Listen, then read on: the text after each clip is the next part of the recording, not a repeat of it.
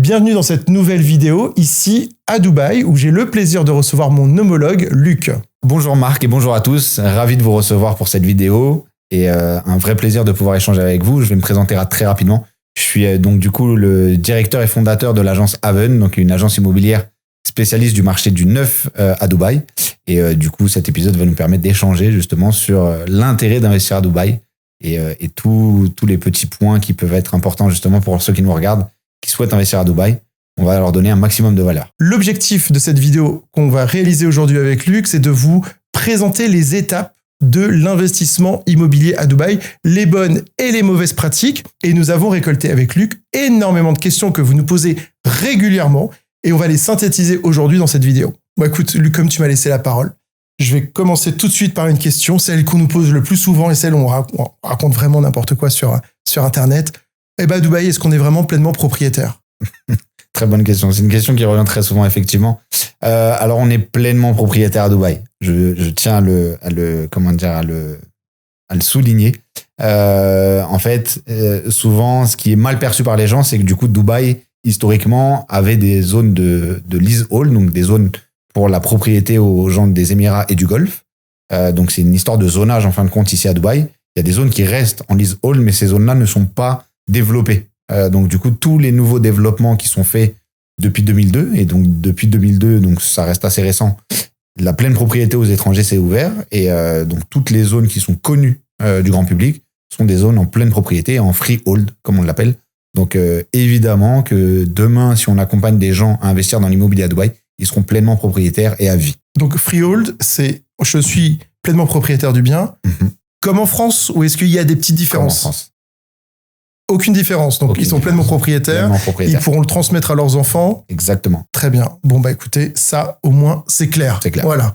Marc, dis-nous, est-ce que dans le marché du neuf, les appartements se négocient ? Et comment être sûr d'avoir la meilleure unité ? C'est vrai que ça, c'est quelque chose qui revient souvent dans les conversations qu'on peut avoir. L'axe principal pour négocier un appartement off-plan, c'est sur l'acompte dès la réservation du bien, qui est aujourd'hui généralement de 20%. Seulement, si un investisseur aujourd'hui, il a cash sur son compte 30%, 50%, voire 100% du prix de bien et qui souhaite le verser en down payment, donc en acompte dès le départ, alors il aura un discount, donc un rabais sur le prix de vente plus ou moins grand, suivant le programme et le promoteur. Et ensuite, il y a quelque chose qui est pour moi qui rentre dans la négociation, même si c'est pas vraiment une négociation de prix, c'est de choisir la meilleure unité. Parce qu'effectivement, avoir un discount, c'est bien, mais choisir la meilleure unité, c'est tout aussi important, voire mieux. Donc, c'est là où on va arriver sur l'expression d'intérêt, c'est-à-dire que lorsqu'il y a un lancement officiel d'un programme, eh bien souvent, les agences immobilières vont avoir été mis au courant de ce lancement quelques semaines avant, et chaque agent immobilier a la possibilité d'inscrire ses investisseurs dans une liste prioritaire. Et c'est cette liste-là qui va être contactée par le promoteur quelques jours avant la vente pour leur donner la possibilité de choisir les meilleures unités. Donc, en 1, vous pouvez négocier le prix en apportant plus d'apport personnel. Et en 2, vous pouvez choisir la meilleure unité en vous inscrivant sur cette liste prioritaire. Comme j'ai la parole, je vais te poser une question qui revient également très souvent, Luc, puisque, faut se le dire, quand on a des personnes qui nous appellent pour investir à Dubaï, bien souvent, ils ont déjà eu d'autres agents immobiliers. Et ici, à Dubaï, il y a à boire et à manger. Il y en a des très bons, comme il y en a des moins bons. Alors, pour parler concrètement et les aider, quels sont les red flags ? Comment on peut aider aujourd'hui un abonné qui nous regarde à choisir le bon agent immobilier ? En nous contactant. Ouais. Tout simplement en nous contactant. Je dirais que, alors déjà, ça va dépendre des budgets, des projets, des objectifs de chacun, mais déjà qu'on vous annonce une plus-value en moins d'1 an, déjà, fuyez. Déjà, premièrement. Si on vous annonce des plus-values records en un laps de temps record, tout est record et tout est magnifique, tout est parfait. Déjà, très souvent, quand c'est trop beau, ça va pas. J'aurais tendance à dire que quand on vous annonce des plus-values très importantes et des rentabilités qui dépassent les 10%, faut être regardant. Faut déjà se poser des questions. La rentabilité moyenne à Dubaï, elle est autour des 7%, même si je pense qu'on en parlera et on parlera des différents quartiers dans cet épisode. Mais je pense que tout le monde peut aujourd'hui avoir accès justement à pas mal d'informations sur l'immobilier de Dubaï. Donc du coup, tout le monde peut faire ses devoirs dans un sens et regarder un petit peu ce qui s'y fait. et un petit peu débunker, je dirais, les fausses pratiques ou les mauvaises pratiques, les mauvais conseils qu'ils pourraient recevoir. Donc je dirais qu'en vrai, là comme ça, sur un épisode ou une question, je pourrais pas répondre de il y a ça. Disons qu'aujourd'hui, un agent immobilier qui va dire tu achètes maintenant 150 000, tu vas revendre 250 000 à la livraison, ça aujourd'hui, c'est pas possible. Non, c'est pas possible. D'accord. Oui, parce qu'en fait, on est dans un marché mature, un marché où les prix sont nivelés. Maintenant, il y a une moyenne, il y a quelque chose qui se fait. Plus que ça, c'est que déjà de base, faut arrêter de rêver. Ça veut dire que les produits qui font de la plus-value, il faut avoir des tickets d'entrée assez importants. C'est souvent sur les produits premium qu'on fait des grosses plus-values. Sur les produits d'entrée de gamme, on fait plutôt de la rentabilité. Parce que du coup, on n'achète pas très cher et on va essayer de louer un bon prix. Donc, du coup, c'est ce qui nous donne une rentabilité. Mais déjà, on peut trouver pas mal de vendeurs de rêves, on va dire, justement, sur de la plus-value. Il y a des gens qui vont annoncer des plus-values records à JVC, or que c'est le quartier qui construit le plus. JVC, c'est un bon endroit où investir. Mais pour de la plus-value, j'aurais tendance à dire qu'il faut prendre pas mal de pincettes sur JVC, par exemple. Donc, en gros, il y a beaucoup de choses. Et comme je disais, dans une vidéo comme ça, on pourrait pas tout dire. Donc, mieux vaut nous contacter pour avoir peut-être un retour et une analyse, justement, de ce qu'on vous a déjà dit, du marché. Voilà. En gpeut il y a beaucoup de choses, mais du coup, en une vidéo, on n'aurait pas le temps de tout. Moi, j'ai souvent des clients, et je pense que toi aussi, t'en as, et je pense que ça peut être bien de sortir un cas concret. Moi, je te sors mon dernier cas concret. Il date d'il y a hier ou avant-hier. Une cliente qui a 110 000 euros d'apport personnel. Elle peut pas investir. Elle a pas d'épargne. Elle a son salaire et elle peut pas épargner. Ok. 110 000 euros. Je peux d'ores et déjà te dire qu'elle peut pas investir. Voilà. C'est ce que 2 agents immobiliers lui ont dit. Il y a pas de problème, tu peux investir avec du post-handover, etc. Et moi, je vais lui montrer que ça ne passait pas, qu'il y avait un problème, ou alors, qu'elle allait être en défaut de paiement dans 2 ans. La personne lui a dit non, mais de toute manière, tu auras de l'argent, tu auras réussi à économiser, ou après tu revendras. De toute façon, on approchera la remise des clés, tu revendras. Okay. Moi, aujourd'hui, je lui ai montré que sur Property Finder, un site sur lequel on va régulièrement souvent, ou même DXB Interact, qui est notre Bible, il faut le dire, qui est un site gratuit qui donne beaucoup d'informations immobilières à tout le monde, aussi bien agent immobilier que client. Et je lui ai montré que c'était pas possible. Et en fait, elle allait se mettre dans de situations financières extrêmement dramatiques, parce que évidemment, avec 110 000 euros de budget, elle peut verser ses 20% d'acompte. Elle peut commencer à payer le plan de paiement. Par contre, dans 1 an et demi, qu'est-ce qu'on fait? Alors que c'est pas livré, qu'il reste encore 1 an à payer de plan de paiement. Moi, j'ai des red flags comme ça. Je vais pas dire tous les jours, mais 2 à 3 fois par semaine, j'ai des personnes comme ça qui m'appellent. Est-ce que toi, tu as des exemples à nous donner d'un red flag un peu flagrant comme ça que tu as pu entendre? Alors moi, les red flags que j'ai, c'est pas forcément des red flags qui sont souvent avant le lancement, mais qui sont souvent après. Moi, j'ai beaucoup de clients qui me contactent et qui ont été délaissés par des agents ou agences immobilières. Il y en a beaucoup. Oui, ils sont là pour signer le contrat de réservation et après ils disparaissent. Encaisser leur commission et après il n'y a plus personne. Ça, il faut le savoir que les agents immobiliers à Dubaï sont payés en général entre 1 et 3 mois après que vous ayez signé la réservation. Donc c'est vrai que souvent, tu as raison, on entend parler de ça, c'est des clients qui sont laissés à l'abandon. C'est-à-dire qu'une fois que la commission est touchée, il reste encore 2 ans et demi de travaux avant la livraison, c'est silence radio, plus personne n'est là. Donc je dirais que ça, c'est le plus gros red flag et l'une des plus grosses difficultés pour un client, parce que beaucoup peuvent se faire avoir parce que en fait, c'est pas des choses qu'ils vont détecter avant le lancement. Que généralement, avant le lancement, les agents vont tous être mielleux, très présents, vont répondre à leurs questions, vont être très réactifs, vont les appeler quasiment tous les jours. Et une fois que la vente est faite, effectivement, ils peuvent disparaître. Donc, par rapport à ça, j'aurais pas forcément de conseils particuliers, hormis le conseil que j'ai donné au départ. Je connais pas les autres agences et les autres agents. Je me focus que sur moi et sur les agents que je recrute et les agents avec qui je travaille. Donc, j'ai confiance en moi et j'ai confiance en eux. Donc, je pourrais conseiller les gens à nous contacter, tout simplement. D'accord. De toute façon, aujourd'hui, il y a beaucoup d'informations qui est donnée par le gouvernement des Émirats Arabes Unis sur les données immobilières qui permettent à nous, agents immobiliers, de documenter et de justifier ce que nous, on dit. Donc ça, c'est très important. Et ça, il faut que les abonnés le sachent. C'est que dès lors qu'on va parler de rentabilité extraordinaire, c'est très simple d'aller sur DXB Interact et de voir les baux de location qui sont signés dans ce quartier ou chez ce promoteur. Donc, c'est très facile de vérifier l'information. Et aussi bien sur les prix d'achat et prix de revente. Donc ça, c'est j'aime bien quand tu dis il faut faire ses devoirs, parce que c'est vraiment ça.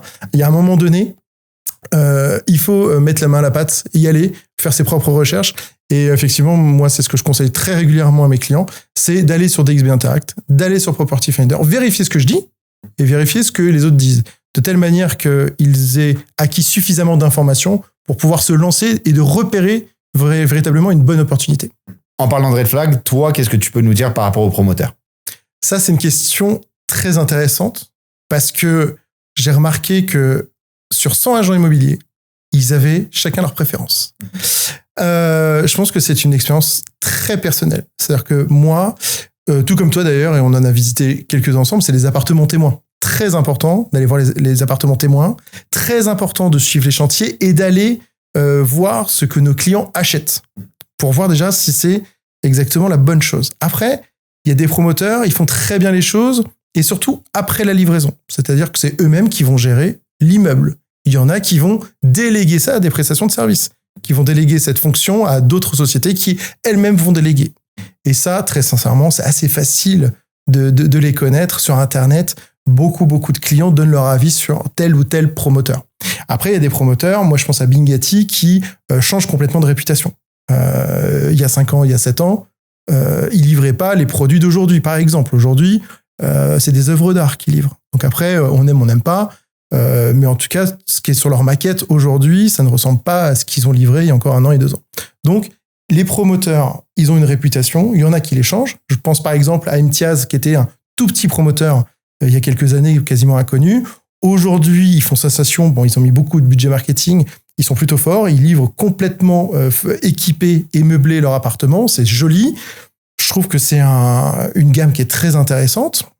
Donc, il ne faut pas avoir bêtement un promoteur dans le viseur parce qu'il peut changer aussi. Donc, je pense que c'est là où on a une fonction chez nous qui est très intéressante, homme de terrain, parce que on rencontre les promoteurs, on rencontre les sales. Les sales, c'est les vendeurs de promoteurs. Et il y a beaucoup de sales qui aussi changent, un petit peu comme chez nous en France. On n'a jamais le même banquier pendant plus de 3 ans parce qu'ils sont rachetés par la concurrence. Là-bas, c'est un peu la même chose. On a cette expérience terrain qui nous permet d'orienter notre client. Parce que c'est aussi une question de budget. C'est si on a un budget vraiment entrée de gamme, on aura du mal à le mettre aussi sur du haut de gamme. Par contre, dans l'entrée de gamme, effectivement, il y a des red flags. Voilà, alors ça, on peut pas le dire ici à l'antenne, mais il y a des choses qu'on va savoir dire lors d'une communication privée avec les abonnés ou les clients pour les orienter sur tel ou tel promoteur, tel ou tel programme.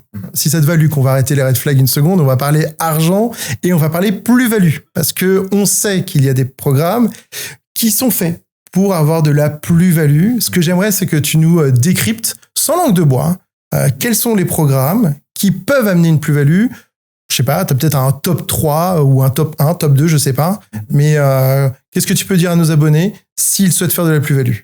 Alors, très clairement, c'est la localisation, déjà en numéro 1, qui va faire justement votre plus-value. Est-ce qu'on est dans un quartier qui est déjà mature ou pas ? Si on est dans un quartier qui est déjà mature, la plus-value va être moins importante que si vous investissez dans un quartier qui est naissant, qui va se développer. Même si on part pas sur un investissement long terme, sur un quartier qui va se développer et qui va connaître une vraie évolution, du coup, vous pouvez avoir des rentabilités à la clé.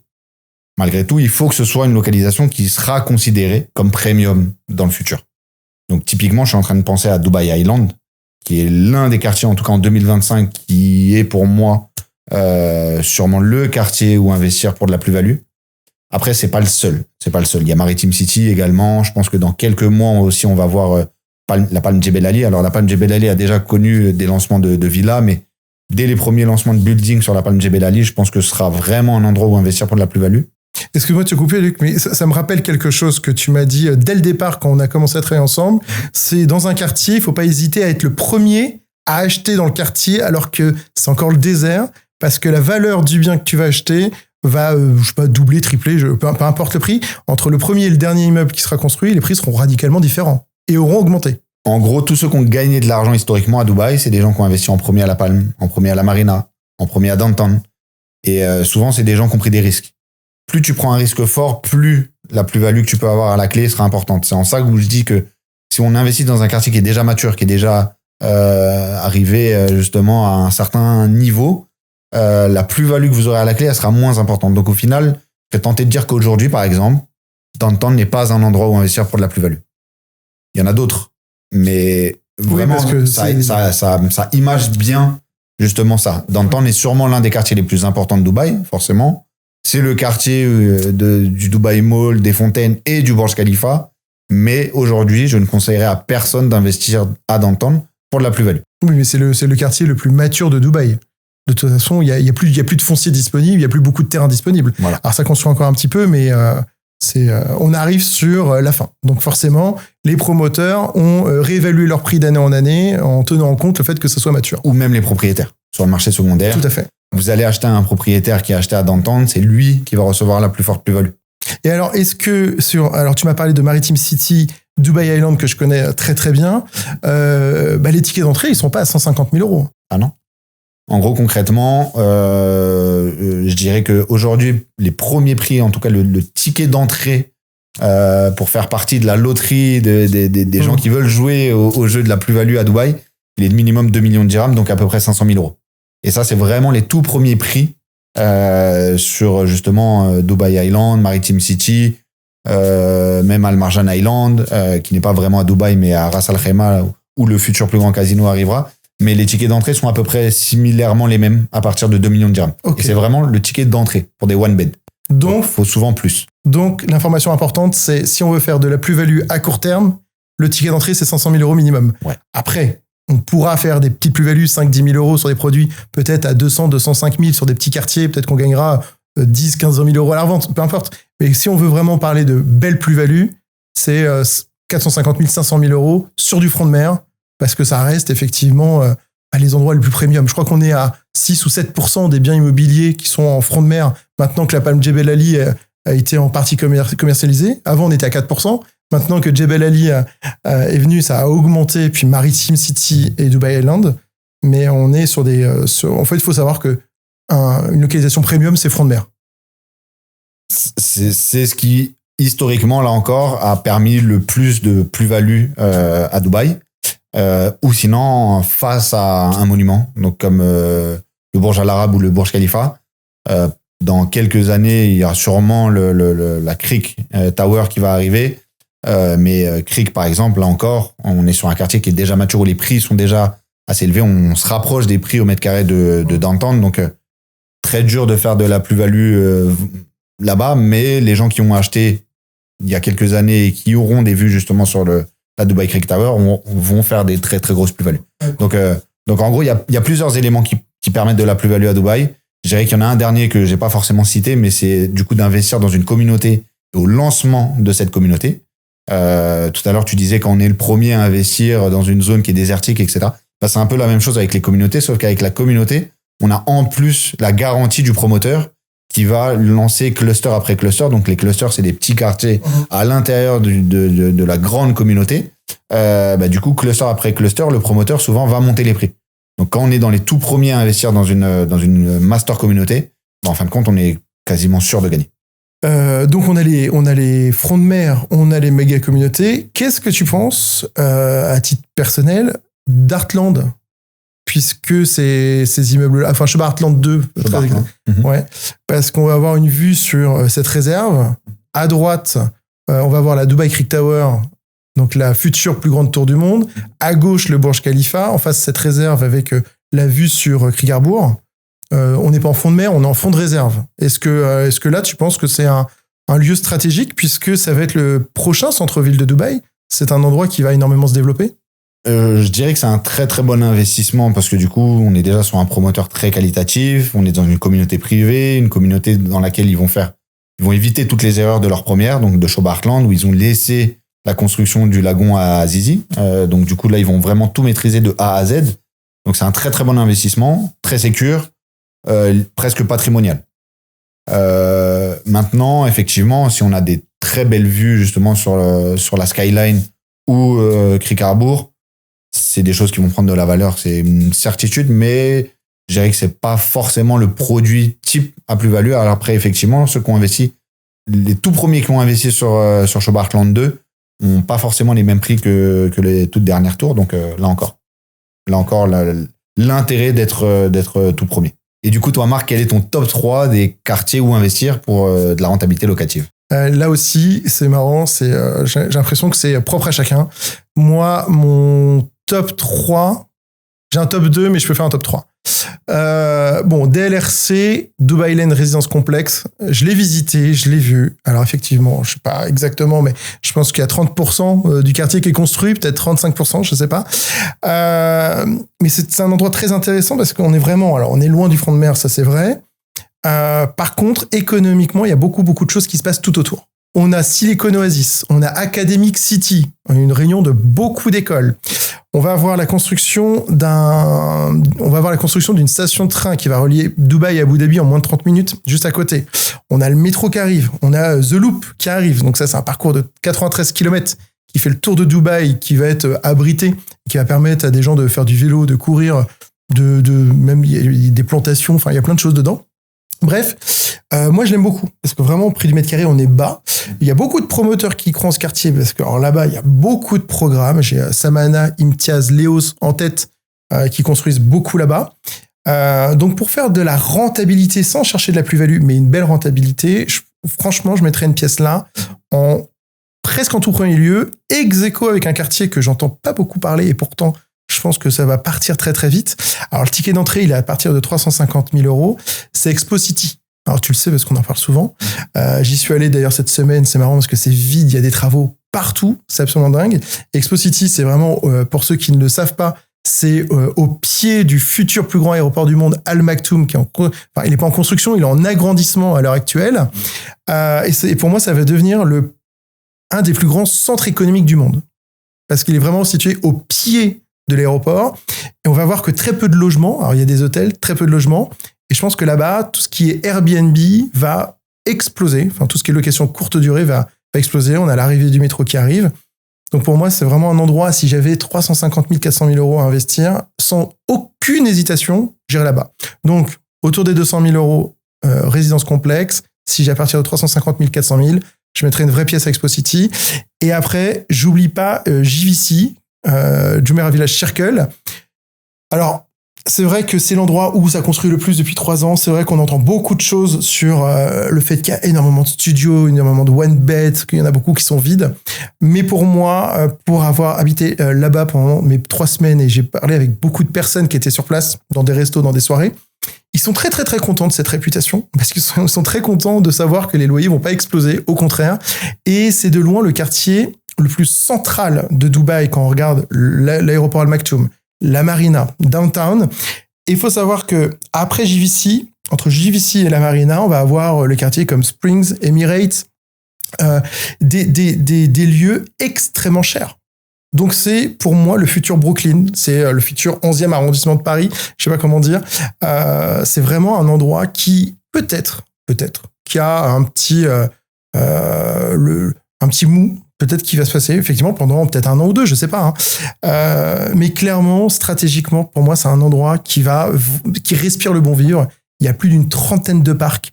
Tous ceux qui vivent là-bas, enfin tous ceux que j'ai croisés qui vivent là-bas, et même en voyant des commentaires, sont heureux d'y vivre.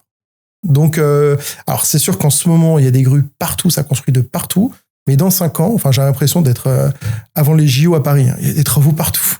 Donc c'est voilà. Donc c'est vrai qu'il y a beaucoup de bruit, mais par contre dans 4-5 ans, ça va être, je pense, un endroit où beaucoup de personnes vont avoir regretté de ne pas avoir mis une pièce. Et aussi bien sur de la courte durée que sur de la longue durée. Voilà pour mon top 3. Et du coup, toi, Marc, donc quel type de client te contacte et quel type de client t'accompagne justement pour investir dans l'immobilier à Dubaï? Bah moi, je m'aperçois que par rapport à toi et ton équipe, on a des clients communs, mais on n'a pas vraiment les mêmes profils tout le temps. Moi, à Paris, je vais avoir 3 profils radicalement différents. Je vais commencer de celui qui a le moins de budget à plus de budget. Celui qui a le moins de budget, c'est que je m'aperçois qu'il y a de plus en plus de trentenaires à Paris, particulièrement à Paris, mais aussi un petit peu ailleurs en France, mais particulièrement à Paris, qui ont hérité de 200 000, 300 000, 400 000 euros. Ça peut arriver.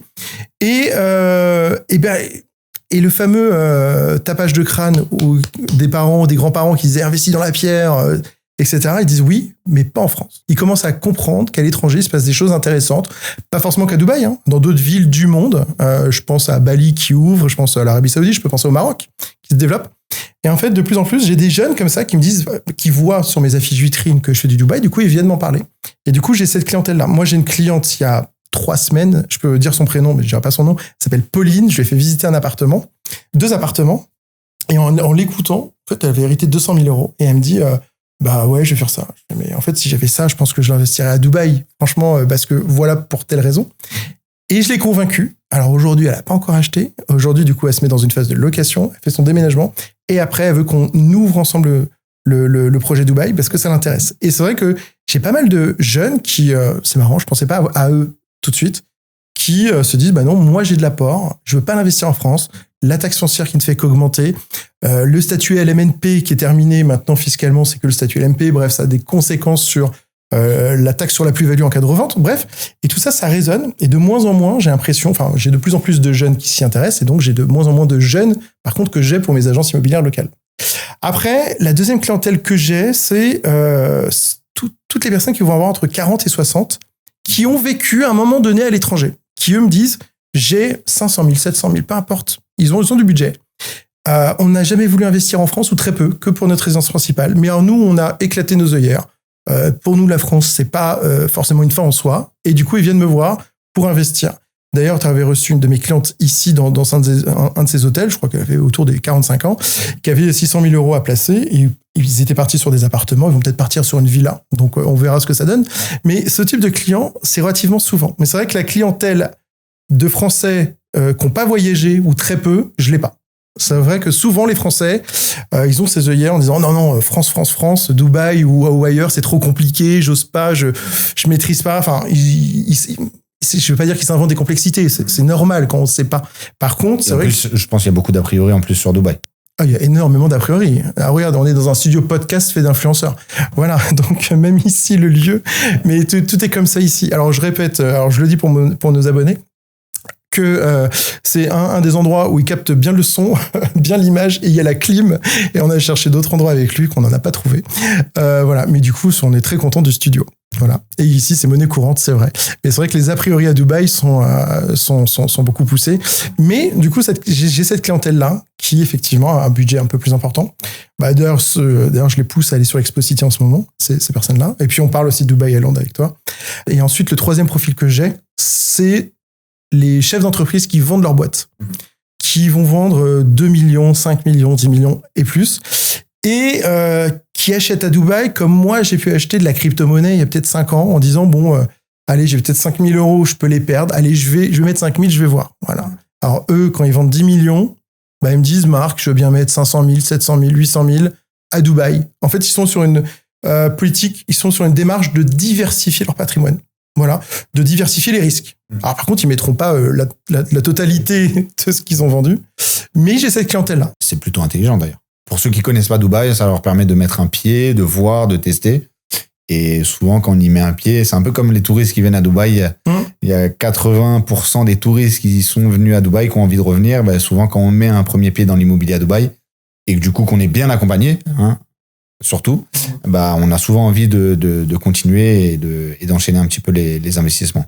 Cette vidéo aura donné un maximum d'informations aux gens qui nous regardent, et si les gens ont des questions et veulent laisser des commentaires, je pense que tu te feras un plaisir de leur répondre. Bien sûr, bien sûr. On reste à votre disposition, vous l'avez compris, on est agent immobilier à Dubaï, spécialisé dans le off-plan, donc si vous avez des questions, vous nous les posez en commentaire. D'ici que j'y réponde, abonnez-vous.